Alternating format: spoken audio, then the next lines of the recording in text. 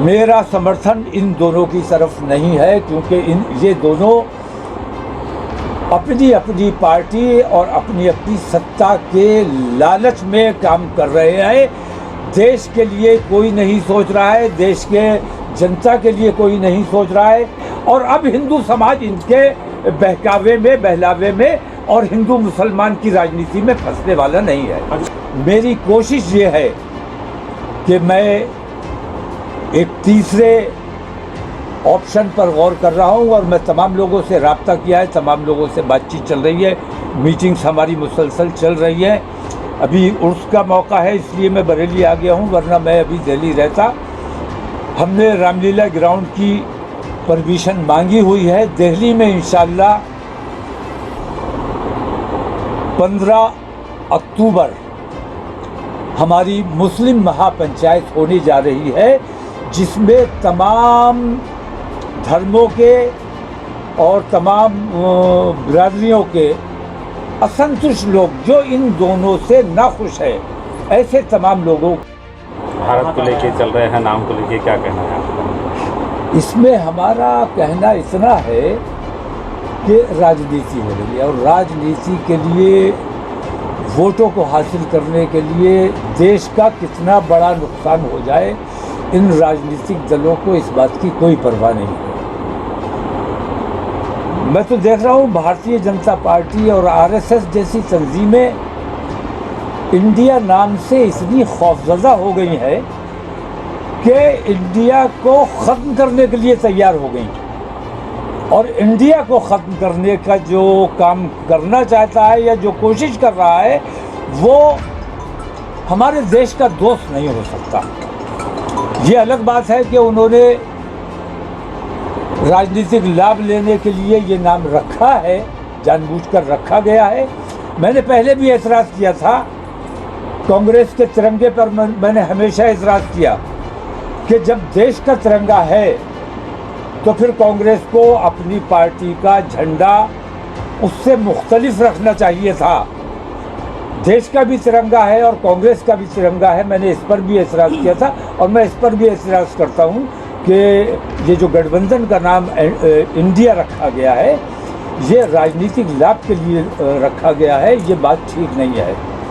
देश का इस्तेमाल और देश को नुकसान पहुँचाने का काम राजनीतिक लाभ लेने के लिए अगर कोई करता है, कांग्रेस कर रही है, गलत कर रही है और भारतीय जनता पार्टी उससे ज़्यादा गलत काम कर रही है।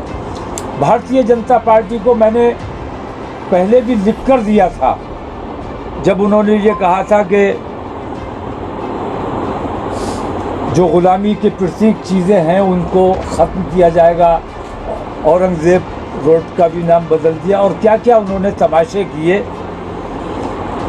मैंने कहा, ये कहते हैं कि इंडिया जो है ये नाम है ग़ुलामी का प्रतीक है।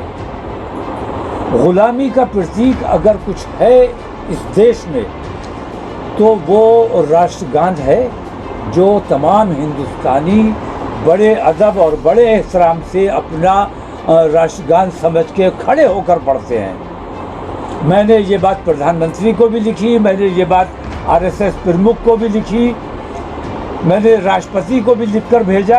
ये मेरे पास कॉपीज़ हैं और वो दीजिए, ईमेल भी किया, रजिस्ट्री भी की, लेकिन उन्होंने जवाब देना तो बड़ी बात है, इसका किसी किस्म का नोटिस भी नहीं लिया। मैं ये कहता हूँ, भारतीय जनता पार्टी वाले भी पहले ये कहते रहे हैं कि जनगण मन अधिनायक, ये अधिनायक का लफ्ज़ किसके लिए इस्तेमाल किया गया है? ये बात जग जाहिर है, तमाम लोग जानते हैं कि किंग जॉर्ज पंजुम जब इंडिया आए थे तो उनके ऑनर के लिए ये गीत गाया गया था और आज़ादी से 36 साल पहले ये राष्ट्रगीत नहीं था, बल्कि ये उनके ऑनर के लिए। तो किंग जॉर्ज के लिए कहा गया था, जनगण मन अधिनायक आपकी जय हो, भारत भाग्य विधाता, उनको भारत का भाग्य विधाता बताया गया था। तो ये गुलामी का अगर कोई सबसे बड़ा प्रतीक है तो इंडिया से पहले ये राष्ट्रगान गुलामी का प्रतीक है। इस राष्ट्रगान को मैंने राष्ट्रपति से भी अपील की थी, मैंने प्रधानमंत्री से भी अपील की थी कि इस राष्ट्रगान को तब्दील किया जाना चाहिए, आसान और आम फहम ज़ुबान में लिखा जाना चाहिए। इसमें सारे प्रदेशों के नाम नहीं है, सब प्रदेशों को नाम ना आ सकते हो तो भी आसान ज़ुबान में, जिससे पढ़ने वाले को पता चले कि वो क्या पढ़ रहा है और सुनने वाले को पता चले वो क्या सुन रहा है, जिसको सुनकर लोगों के दिलों में देश प्रेम की भावना पैदा हो, ऐसा राष्ट्रगान वज़ा किया जाना चाहिए। और आज भी मैं कहता हूँ कि अगर मुसलमानों से नफ़रत है तो मुसलमान के अलावा हिंदू समाज में भी अच्छे शायर, अच्छे कवि मौजूद हैं, उनसे एक राष्ट्रगान लिखवाया जाए और उसको आने वाली 26 जनवरी में उस राष्ट्रगान को देश को समर्पित किया जाना चाहिए। और इस दौरान इंडिया वर्सेस भारत, इसमें हिंदुस्तान को लोग भूल चुके हैं, क्योंकि हिंदुस्तान की राजनीतिक लाभ नहीं हो रहा है। हिंदुस्तान के 3 नाम है और ये तीनों नाम रहने चाहिए।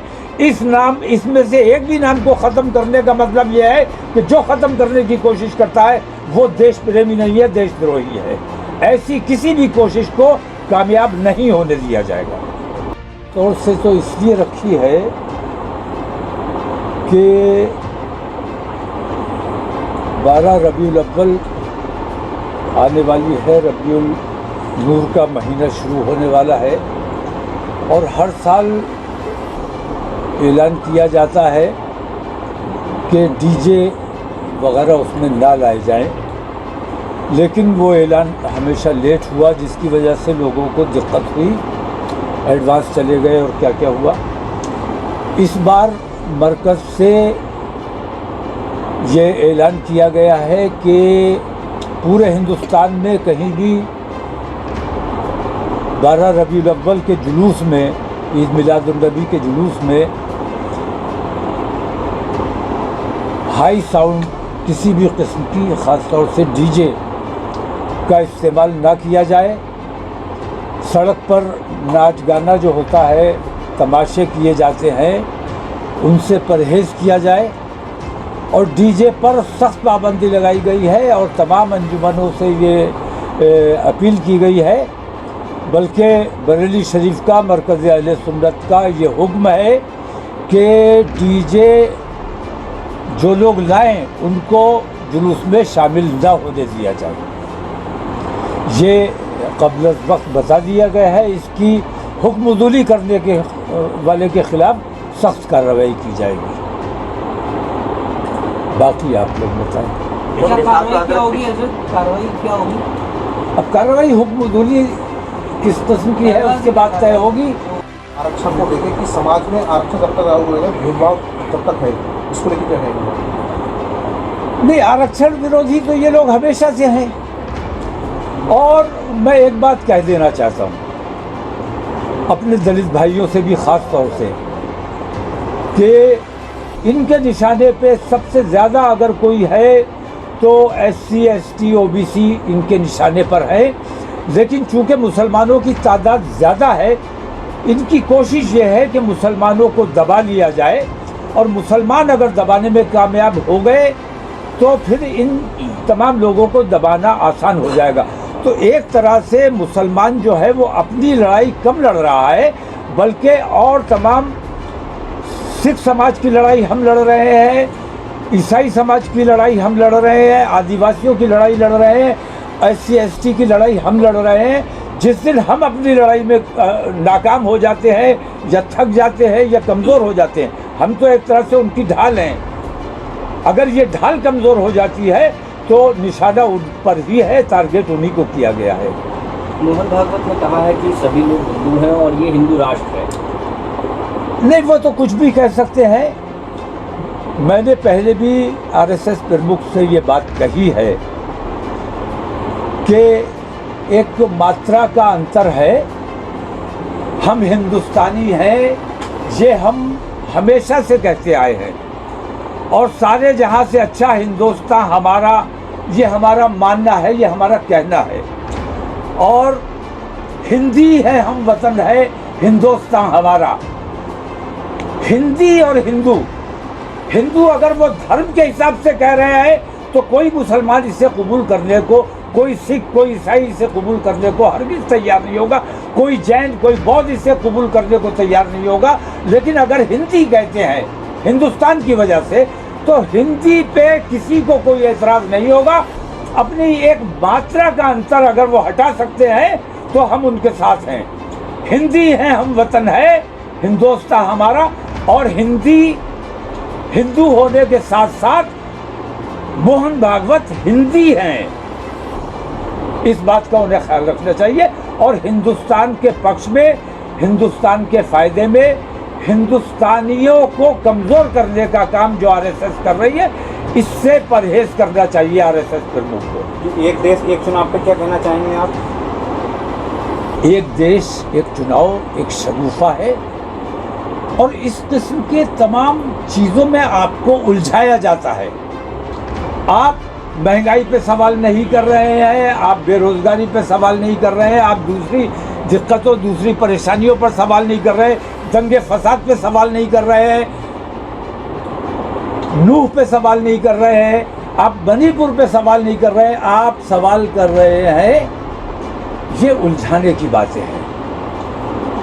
पिछले दिनों आप किन मुद्दों पर बहस कर रहे थे, चैनलों पे तमाम बहसें हो रही थी, किन मुद्दों पर हो रही थी, आज किन मुद्दों पर हो रही, लेकिन जो असल मुद्दे हैं उन पर आप लोगों को बात नहीं करने दी जा रही। आपका माइंड डाइवर्ट किया जाता है दूसरे मुद्दों की तरफ। मतलब अगर 2024 में भारतीय जनता पार्टी की सरकार बनती है, इसमें क्या लगता तो उन्होंने कोई एजेंडा ही जारी नहीं किया है, तो फिर उस बारे में क्या बताया जा सकता है। सत्ता ऐसे गैर जिम्मेदार लोगों के हाथों में चली गई है जो इसका पूरी तरह से दुरुपयोग किया जा रहा है। नरेंद्र मोदी जैसे गैर जिम्मेदार शख्सियत के हाथ में हमारे देश की सत्ता, हमारे देश की बागडोर जाना, ये 140 करोड़ हिंदुस्तानियों के लिए शर्म की बात है, मैं ये समझता हूँ। और आज आम हिंदू भी इस बात को मान रहा है, आम हिंदू भी इस बात को महसूस कर रहा है कि देश को अगर किसी ने नुकसान पहुँचाया है तो चाइना ने नहीं पहुँचाया, पाकिस्तान ने नहीं पहुँचाया, जो नुकसान नरेंद्र मोदी भाई ने पहुँचा दिया है। पाकिस्तान में इस समय बलूचिस्तान को लेकर बड़ा उलटफेर मचा हुआ है। वहाँ पाकिस्तान की बात छोड़ दीजिए, वो भारत में विलय की बात कर रहे हैं। भारत में विलय की बात कर रहे हैं। अभी मैं कहता हूँ, 2024 में भारतीय जनता पार्टी की सरकार बनती है, राष्ट्रगान में जब सिंध का जिक्र है तो मैं कहता हूँ कि अखंड भारत बनाइए, सिंध को हिंदुस्तान में मिलाइए। वहाँ के लोग अगर मांग कर रहे हैं तो क्या भाई हमें करना चाहिए कि सिंध हमारे राष्ट्रगान में है तो सिंध हमारे हिंदुस्तान में होना चाहिए। लेकिन जो 2000 किलोमीटर चाइना के सुपुर्द कर चुके हैं वो इतनी हिम्मत नहीं जुटा सकते। अगर 2024 में भारतीय जनता पार्टी की सरकार बनती है तो क्या हमें इसके ऊपर बैंक ऑफ इंडिया के बदले बैंक ऑफ भारत देखने को मिलेगा, नोट करेंसी के ऊपर भारत? अब ये सवाल तो नरेंद्र मोदी जी से जो पूछना चाहिए वो मुझसे पूछने का क्या मतलब है। ये तो इसका जवाब सरकार देगी, इसका जवाब रिजर्व बैंक देगी, इसका जवाब उन लोगों ने देना है कि ऐसे तमाम नोटों का क्या होगा, ऐसी तमाम करेंसी का क्या होगा जो पूरी दुनिया में चल रही है, उस पर से इंडिया कैसे ख़त्म किया जाएगा। तो ये इंडिया को नहीं, ये सिर्फ इंडिया को नहीं, ये हिंदुस्तान को ख़त्म करना चाहते हैं, भारत को ख़त्म करना चाहते हैं। ये हमारे देश को नुकसान पहुंचाने वाले लोग हैं। एक छोटी सी मिसाल देता हूं, इन दोनों के बीच, इंडिया और एनडीए के बीच जो खेल चल रहा है, इन दोनों के लिए मैं एक आपके ज़रिए से बात पहुंचाना चाहता हूं कि यूपीए गवर्नमेंट हज सब्सिडी दिया करती थी, आपको याद होगा। और भारतीय जनता पार्टी ये कहती थी कि मुस्लिम तुष्टीकरण हो रहा है।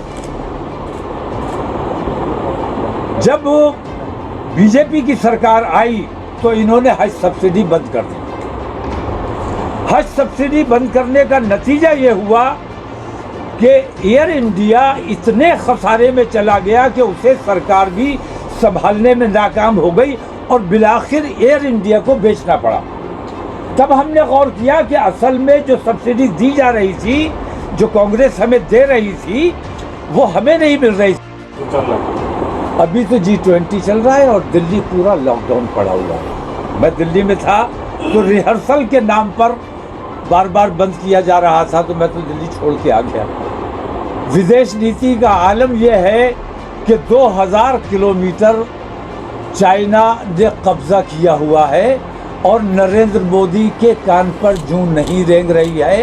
ये हमारे देश के सबसे बड़े सुप्रीमो, सबसे बड़े देश प्रेमी, इन्होंने हमारे देश का कितना बड़ा नुकसान किया है। विदेश नीति, चाइना नीति ही अगर अपनी दुरुस्त कर लें, मैं कहता हूँ ये कैलाश मानसरोवर पर क्या बात कर सकेंगे जब ये अपनी 2000 किलोमीटर ज़मीन चाइना को सुपुर्द कर चुके हैं और कोई उस पर निर्णय नहीं ले रहे हैं। अगर प्रधानमंत्री मोदी 10 साल रहते हैं तो आपके हिसाब से उस पर कुछ किस टाइप की पिक्चर होगी अगले 10 साल में? किस टाइप की? नहीं, अगले 10 साल का तो कोई सवाल नहीं है। प्रधानमंत्री नरेंद्र मोदी तो जा रहे हैं, इनका जाना तय है। और इनको ये मेरी वजह से नहीं जा रहे, मुसलमानों की वजह से नहीं जा रहे, बल्कि इन 10 सालों में इनकी बेईमानियाँ, इनका देशद्रोह, इनके जो इन्होंने देश को नुकसान पहुंचाए हैं, जो देश को खोखला बनाने का काम किया है, उसको हिंदू समाज पहचान गया है। और अब हिंदू समाज इनके बहकावे में, बहलावे में और हिंदू मुसलमान की राजनीति में फंसने वाला नहीं है। अगर जिस तरीके से आप तीसरे गठबंधन की बात कर रहे थे, तो क्या इसमें मुस्लिम पार्टियां रहेंगी या फिर और भी कोई पार्टी? नहीं, तमाम मैंने कहा हमारे मंच पर तमाम लोग होंगे, दलित भी होंगे, उसमें आदिवासी भी होंगे, पिछड़े भी होंगे और हिंदू मुसलमान तमाम तरह के लोग होंगे। इन दोनों गठबंधनों से, इंडिया गठबंधन और एनडीए गठबंधन, इन दोनों से जो त्रस्त हैं, इन दोनों को जो नापसंद करते हैं, ऐसे तमाम लोग हमारे मंच पर होंगे और 15 अक्टूबर को इंशाल्लाह ऐलान किया जाएगा। बसपा से गुंजाइश रहेगी आपकी क्या? नहीं, हमारे ऑप्शन खुले हुए हैं। जो हमारे रास्ते को पसंद करता है वो हमारे रास्ते पर आएगा, अपनी अपनी शर्तों के साथ, अपनी अपनी मानसिकता के साथ, अपनी अपनी पॉलिसी के साथ वो हमारे गठबंधन में शामिल हो। ठीक है।